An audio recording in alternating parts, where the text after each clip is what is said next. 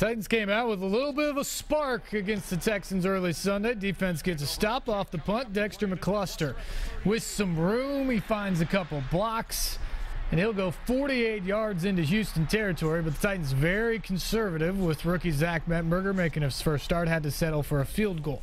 Second quarter, look at Arian Foster. Great cutback.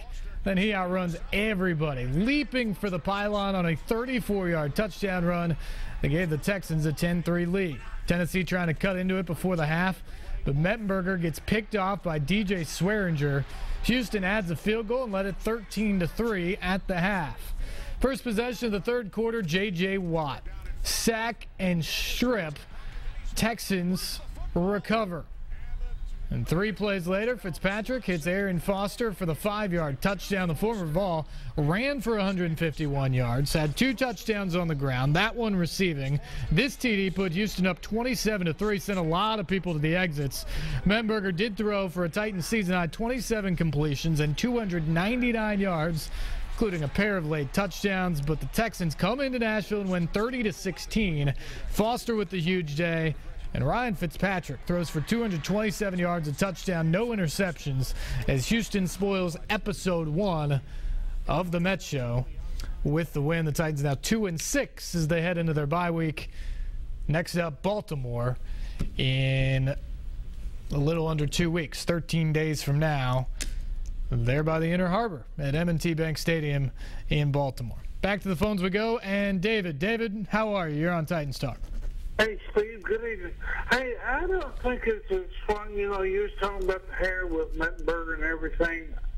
As bad as we are on offense and defense, with the offensive line and the defense, we could have had John Elway in his prime and still got beat as bad as what we did. Zach passed for 299 yards. When it comes to rushing, I think they came out, somebody said they rushed the whole game total of 36 yards.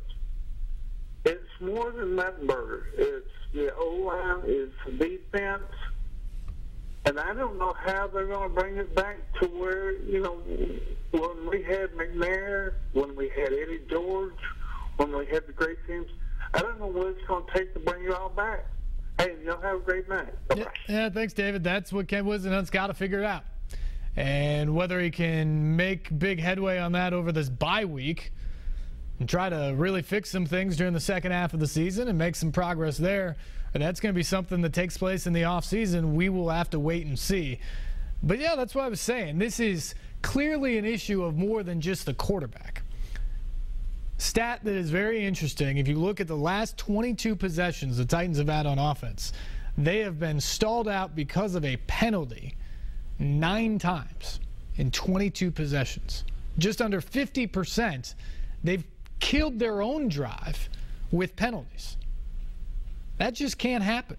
And you had that happen again yesterday. And the previous caller said the defense came out good and they were sort of flying around to the ball earlier, but eventually they just break. To me, that goes back in large part to the offense as well. This offense continues to go 3 and out. They continue to fail to convert on third down and stay on the field, and they just put that defense right back out there. They're losing the field position battle, and the more and more you keep doing that, the more and more the defense has to play. The more and more they have to rise up and create stops. And in this league, that's not easy to do. And right now, the Titans defense has played more snaps than any defense in the National Football League. You're not going to hold up doing that. And the Titans have not to this point. And a lot of these games, they've started off fairly well in the first half. And then you sort of feel like the dam breaks or a turnover gives them a short field and they're not able to stop that. The Titans are not good enough defensively to be put in awkward positions, and they've been put in bad positions a lot of times so far this year. Hey, Robert, how are you? You're on Titans Talk. Good evening. Well, I'll tell you, being a fan of football, I'm looking at maybe a 5-year plan for Titans, and I've been mulling this through in my mind. The only thing I could come up with is get a copy of Elvis's version of The Impossible Dream, because he kind of says it all. And you know what really irks me? Now, this is me, okay? And I'm sure there's a lot of fans out there that went through this. When I was a kid, my dad said, I want you to learn how to box. So I went and I learned how to box. I started entering the Golden Gloves. They said you have to start off as a novice. So that went on for like 3 or 4 years. And then all of a sudden one year, they said, well, now you have to go in the open division because you're too good to be a novice. I says, all right, I'll go in the open division. I stayed there in 3 years. And then the first day I put on them gloves and got that license that said I was professional, I wasn't a rookie anymore. Why do we keep putting labels on these quarterbacks that they're rookies? He paid his due. He's got the money. He's supposed to be good enough to walk onto a professional field as a professional quarterback, not a rookie. Do you agree with that, Steve?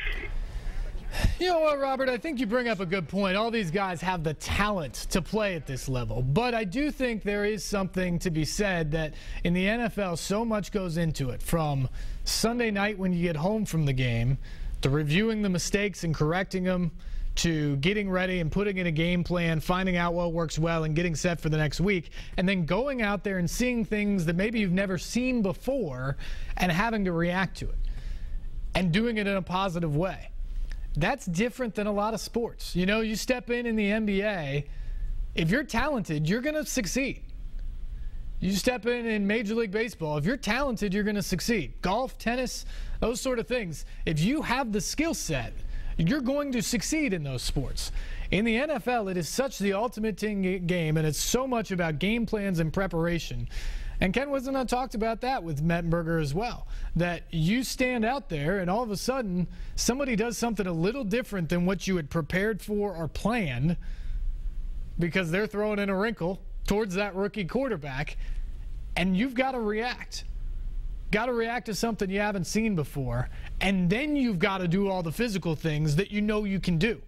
And that was part of the issue yesterday with Mettenberger. We saw that he could make some of the throws, but he also had some of those same throws that were wide open or that the defense was allowing him to have that he missed because he hasn't been in that position before. So I agree with you that these guys should be able to step in and compete right away because that's what they're paid to do. But I also think there's a little bit of a learning curve there. You don't put in a rookie quarterback in Week 8 in the NFL unless you're resetting a bit, and that's exactly what the Titans did yesterday. Hey, Gene, you're on Titans Talk. What's going on? Yeah, I just want to say something about that deferring. Every time they get the three times straight, they defer. You know? Why they do that? Well, I mean, I think what they're trying to do is they're trying to get the ball in the second half because they're going to make the other team pick their possession, and they want the first possession of the second half. That's really typical around the NFL, especially if you don't have maybe a dominant side of the ball. Sometimes you saw the Ravens want to kick early on because they wanted their defense out there. They felt like they could get a quick 3 and out and change momentum of the game. Other times you see teams like the Broncos who have a dominant offense. They want the ball immediately because they want to go down the field and score. I think when you're the Titans, that's probably the okay thing. But I understand the feeling of the fans to want Ken Whisenhunt to do something to provide a spark. Whether that is an end around or a wide receiver pass or you kick that field goal yesterday and you go for an onside kick, I understand the desire for fans to want to see the coach do something to provide a spark. Because right now it's clear this team, as it's currently constituted, isn't going to win a lot of games on its own. They need right things to happen. They need no mistakes, no penalties, no turnovers. They need to get the penalties and the turnovers, and they may still need a spark or a coaching call or a play or a special teams design that are going to get them over the hump. And we haven't seen that so far this year from the Titans, and I think that's something they've got to look at in the second half of the season if they want to try and get a spark, try to string some wins together, and I don't want to say get back in the playoff race because that is a long, long ways off, but just get back in the mix of things and build for the future.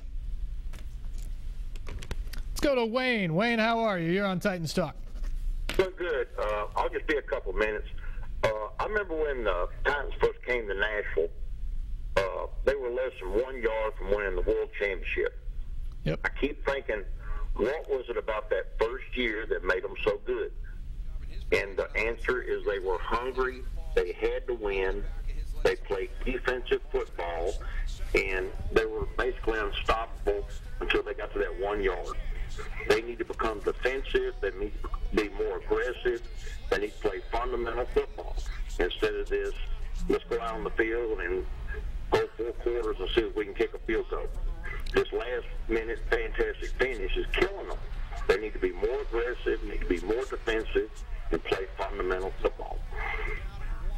Yeah, Wayne, I appreciate that. I think those are some good thoughts. I also think when you look back on that team that was in the Super Bowl, you had a really good quarterback in Steve McNair. You had a former Heisman Trophy winner and a really good Pro Bowl running back in Eddie George. You've got the all-time leading receiver in Ravens history and Derek Mason on that team. You've got a really good tight end, Frank Wycheck. You got a lot of pieces on that team that were pretty darn good. Bruce Matthews is on Hall of Fame. Brad Hopkins had a great career at tackle. A lot of really, really good guys on that offense. That doesn't even get to the defensive side of the ball where you had several veterans that were really, really, really good players over there. You look at this Titans team, you don't have any of that star power. Absolutely none of it. And that's what they've got to develop. They've got to develop some of that swagger that they're going to be a team to be reckoned with. And you just don't feel that from them right now.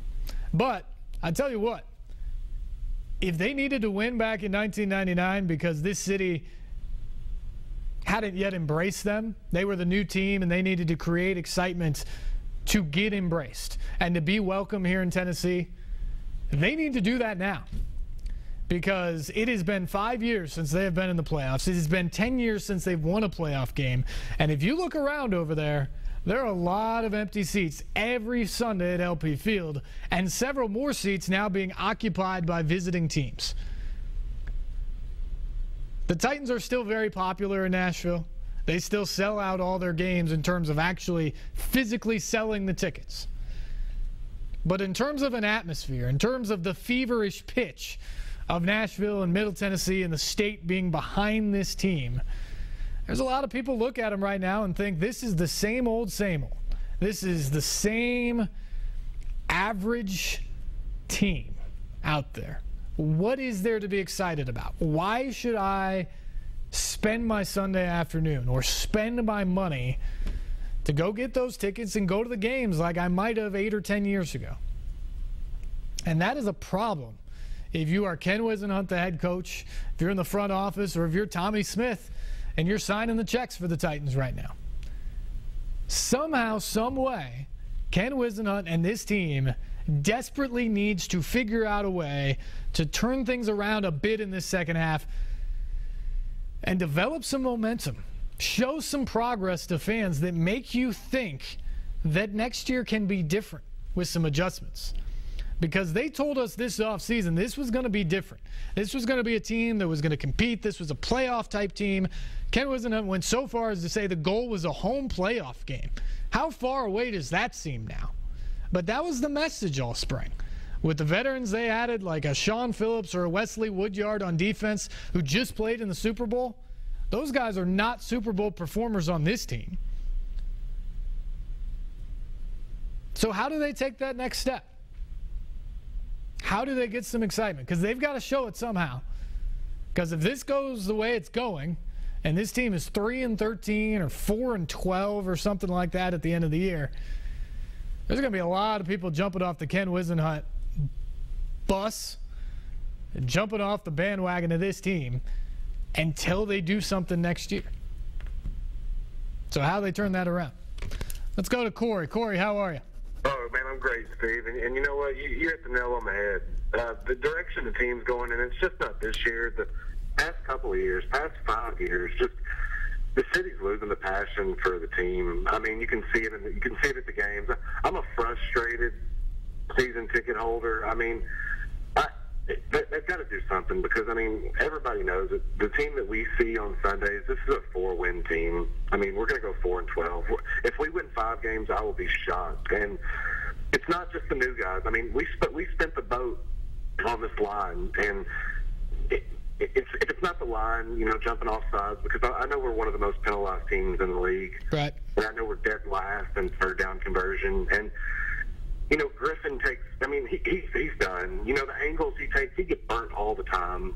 And I just can't understand. We've got to do something. They've got to bring some type of creativity to the game, to the play calling, because it is just so frustrating it's so typical. We go in, there's a penalty, so it backs us up, then we run it for no gain, and then there's an incomplete pass, and we're 3 and out. It's just it's so typical, and you hit the nail on the head. The city's losing. We're losing the passion at the games. You can see that there's a lot of empty seats, and then opposing teams there. We're being grouped and blanketed with a group of teams in the NFL that we do not want to be grouped with, and it's the laughing stock of the league, and it hurts. And we need to do something. Needs to happen. I know it's coach's first year and all, but something's got to change because it's been like this for way too long. Yeah, Corey, let me ask you this. I like everything you said. I think it was well thought off. And as a season ticket holder, I think you have some strong value here. Ken Whisenhunt comes in, and yes, he is a first-year coach. And I think all first-year coaches deserve some level of patience from the fan base. But based off of the situation with the Titans, the fact that fans have been patient for so long, and based on the fact that you look around the league, Andy Reid walked into Kansas City last year and inherited the worst team in the league and took them to the playoffs. Bill O'Brien walked into Houston. They were the worst team in the league last year, 2-14. They just came into LP Field 8 weeks into the season. First-year head coach. He took over the worst team in the league. Ken Whisenhunt took over a team that went 7-9 last year. And the Texans were clearly the better team yesterday. With our old backup who came here, and he's got a rocket for an arm, Fitzpatrick, but it goes to show you it's not him. It's the team. It's the play calling. It's the organization. So how much patience, as a season ticket holder, how much patience do you have for Ken Whisenhunt for this organization? He's got another season. He's definitely got another season. I know he came into a tough situation, and that's all fine to say that. But at the end of the day, it's more than just us losing. We're not competitive in a lot of these games, and we're not competitive because it's for silly reasons. It's the penalties. We're not a sharp-looking team. We look like a joke out there, and we play like a joke. Some of the angles that we take on these tackles, it's looked like we need to go back to the fundamentals, the 101. It looks like. He's got to. I don't know. It's really frustrating, Steve. But I know this season's looking rather dismal, and he's got next season for sure. But if next season is anything like this season, then he's got to go. Yeah. Corey, I appreciate the call. Good stuff. I think there's a lot of questions about the future of the Titans once again, and this was supposed to be the season where you felt like the direction was going up, where there was a plan in place and they were heading in the right direction. But just as Corey just said, this is a team that, whatever you want to say under Mike Munchak, in his first year, they were very competitive. Almost got into the playoffs on the last day of the season. Then they really reloaded the next year when they went to Locker, went to a lot of young guys, and they certainly took their bumps that year. But then they made big strides last year, didn't get into the playoffs, but with all the injuries at quarterback and bouncing around and going to Fitzpatrick and changing the offense and all that, that team was always competitive last year. They didn't win enough games to get in the playoffs or to save his job, but they were competitive every week last season. You're 8 games into the season, at least half of them, the Titans haven't been competitive this year. And with a new coach, where all the excitement was supposed to be about this new direction, that is a very, very frustrating thing for Titans fans. We got to take a break. More of your phone calls. Lines are wide open. 737-7767 is the number. Stay tuned. Titans Talk is back after this.